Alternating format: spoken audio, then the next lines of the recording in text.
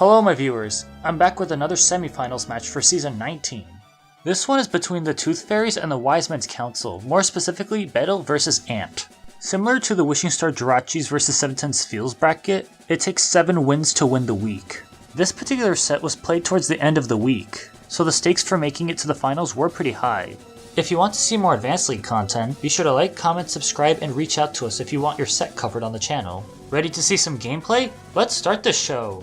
First up, Ant leads with Jirachi, which is pretty uncommon, while Bedal leads with Zapdos. Typically when you see a Jirachi in the lead slot, it would run a mix set with a low amount of speed.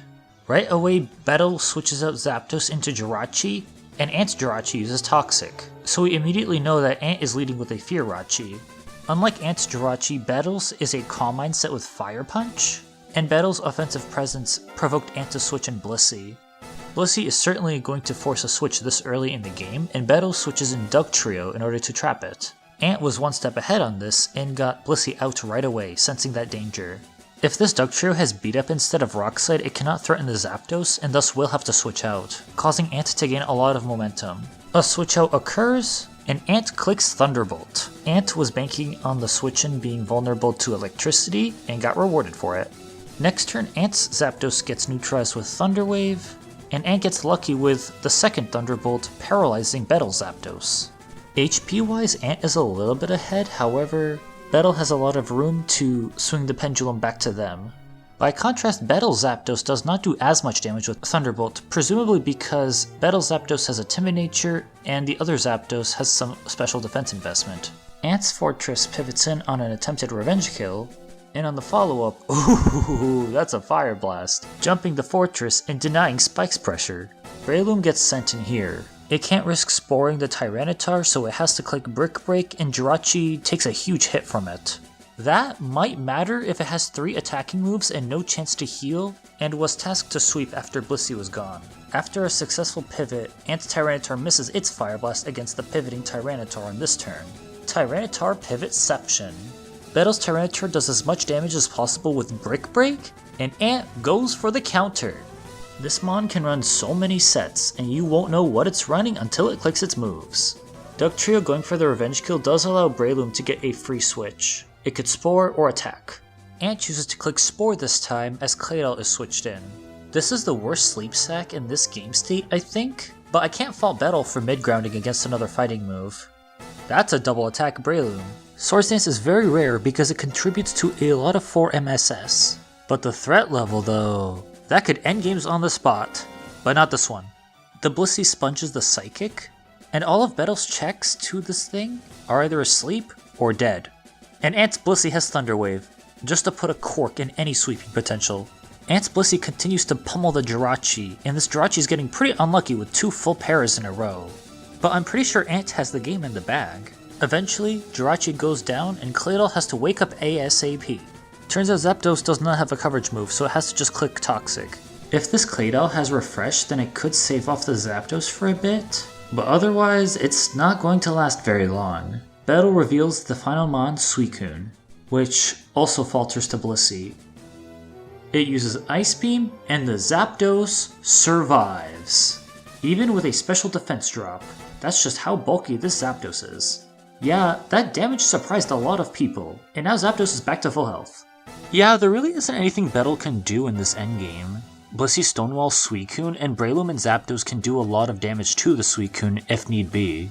Pretty much what happens in most of these turns going forward is that Claydol does some damage to Blissey and Jirachi, and in the worst case scenario for Ant just has to Toxic Stall the Claydol for a couple of turns. If the Claydol had Refresh, it would have definitely clicked it by now, but at the end, before it faints, it does not use Explosion as a last stand.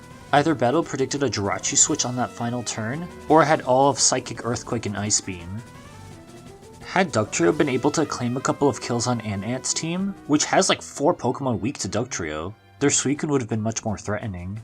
Suicune is the last remaining Pokemon, but this is an offensive Suicune, so it's not going to be able to rest up and stall for a long time. And look at that! Hydro Pump missed! That was totally called for. Does the Suicune not have Ice Beam? Or was Bedal just mid-grounding? It was also beneficial for Ant because the Zapdos was a defensive set, so it didn't necessarily need to get the jump on the Suicune with its Thunderbolts. I'd say both teams were pretty balanced in terms of offense versus defense, but Ant's team had a little bit of an edge because it was more offensive paced, but not by a lot. The core of defensive Zapdos, Blissey, and Firachi though, they were able to put a stopgap on many of the especially offensive Pokemon that could have been brought, not just Suicune. And the physical threats Bedal brought kind of fell short, mainly Dugtrio and Tyranitar. I think Ant's team had a better matchup into Bedal's team, and Ant outmaneuvered pretty well on a couple of turns. Bedal did have a lead in the early game, but the tools weren't there to capitalize on it for the whole game. Let's switch gears and talk about Game 2. In the beginning, Ant leads with Registeel, another uncommon lead, and Bedal leads with Tyranitar. And right off the bat, we're getting some deja vu here. Bedal uses Focus Punch on the Registeel and gets Hulk smashed by counter. That was a pretty solid trade for Ant. It would be even more so if Registeel manages to explode the Swampert. But instead, Ant plays safe and switches Skarmory in on the Earthquake. Magneton aims to aim in on Skarmory's Steel typing, and it just misses the roll with the Magnet Boosted Thunderbolt, which allows Ant to get 2 spikes on the field. Afterwards, a Dugtrio comes in to counter-trap the Magneton. Ant appears to be in the lead right now, but a Registeel that's at low HP and a Dugtrio could be liabilities later on. Bedal has a free turn to Rapid Spin after Dugtrio locks itself into Earthquake, and it's fortunate that there is no Gengar on Ant's team. The presence of Milotic makes me think that Ant has a Virgin 5 team. And as a side note, Season 19 weirdly has so many Virgin 5 teams from players across all 10 teams.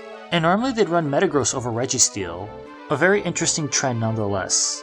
At some point, Claydol has had enough of Swampert's walling, and then Bedal makes a very good double switch by getting Celebi in on the Milotic switch. They start by exchanging status afflictions. They're doing this to force switches. Suspecting the switch, Celebi uses Leech Seed again and catches the Blissey. If needed, Ant could stall out Celebi's Leech Seed PP, even though it would take a while. Believe it or not, Swampert makes almost a perfect pivot to this Blissey. It switches in on an Ice Beam, and the Leech Seed, healing, and the leftovers more than make up for the damage by a little bit. Swampert makes a pretty good mid-ground by focus punching the Milotic on the switch, but it's going to need multiple critical hits in order to break this thing down. Celebi comes in cleanly on the forced recover, and with Sand support, its hidden powers can 2-hit KO the Milotic. The Toxic Mist does suck though. It seems like both players are in a standstill now. Like, Swampert comes in on the Blissey, Celebi comes in on the Milotic, and both Blissey and Milotic can just recover off the damage for many turns. Bedal needs to watch out for their Leech Seed PP because that thing can drain very quickly, and then Celebi becomes way too passive afterwards. Ant starts upping the ante, no pun intended, by using Calm Mind. It would still have trouble pressuring the Swampert, but it also further limits potential switch-ins to the Blissey. Next turn, Bedal tries to double switch into Claydol, maybe to catch a Dugtrio switch? But Blissey deals over half with Ice Beam, forcing an extra switch to Swampert. But this time, Ant doubles to Claydol, and afterwards we go back to a regularly scheduled War of Attrition. Both players are being cognizant over not letting their Claydols explode too early, while also accounting for sending in their most expendable Pokemon to pivot in on the explosion. Bedal needs to break this standstill in order to prevent Blissey from acquiring too many boosts, and Ant PP stalling Bedal while switch stalling infinitely. On this turn, Milotic Toxics the Swampert, which is huge because I don't think this thing has Refresh. And for the next couple of turns, Celebi keeps using up its Leech Seed PP. Nothing of note really happens until turn 37. They're both stalling, biding their time until the right opportunity comes. Bedal reveals their final Mon, Salamence, and this is a double switch to Ant's Blissey switch. Salamence cuts Blissey's HP in half with Hidden Power, and gets 1-hit KO'd by Ice Beam. That was Bedal's best chance to win at the end, even though a +1 Salamence does have limited offensive potential against the rest of Ant's team. So right now Ant's Blissey's at 31%, and it would have been slightly more optimal, albeit a little risky, to heal on this turn instead of switching out. Once it gets to a safer HP threshold, it'll be able to save off the 3 Pokemon for a lot longer.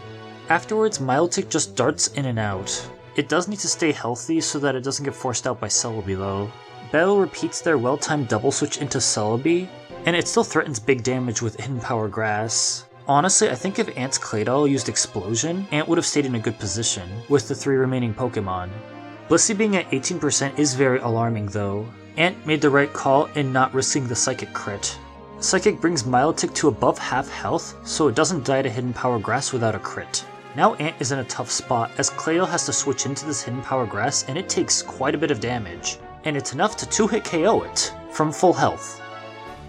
Blissey comes back and Psychic knocks out the Blissey. All of a sudden, things are getting dangerous for Ant. Luckily, since the Celebi must have had a lot of offensive investment, it probably doesn't have enough bulk to take a hidden power from Dugtrio. And yes, the Dugtrio 1-hit KO'd the Celebi, destroying Bedal's win con. And now we're reaching the endgame. Milotic pivots in on the Earthquake, and Bedal did not get the critical hit they needed. So Milotic can just recover on the Claydol switch. This is getting pretty close. Explosion from Claydol is telegraphed, so Ant switches in Dugtrio and gets Psychicked. Swampert has to retreat as Dugtrio goes for hidden power again.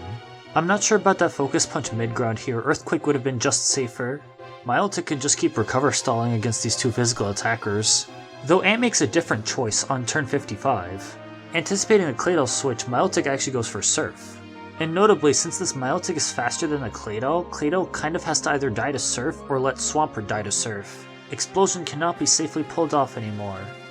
So that's the end of the game. Milotic can just click Surf for a few more turns. It seemed like Ant did have the game in the bag on account of just stalling out Bedal's offensively inclined party. However, Ant overlooking Blissey's critical condition did lead to a panic that Bedal exploited to the fullest. If it weren't for Dugtrio killing Celebi from full, the mythical Pokemon would have cleaned up Ant's team with relative ease. If Salamence was still alive, it could have poked some holes after the Dugtrio trap, increasing Bedal's chances of winning. However, those small details are easy to point out in a post-com and easy to miss when spending lots of time in consecutive long games. People like to say that a good offense is the best defense, but a good defense is also a good offense in many generations of OU. Someone should share the statistics of Version 5's usage and win rate for this season. Season 16 had a similar trend with a team called El Clásico. Anyways, there are still a plethora of games for the semifinals and finals. I would love to cover them if the desire is there. Congratulations to Ant for securing a 2-0 win for the Wisemen's Council. With that, I will bid you all adieu. This is Starstruck Shiny, signing off.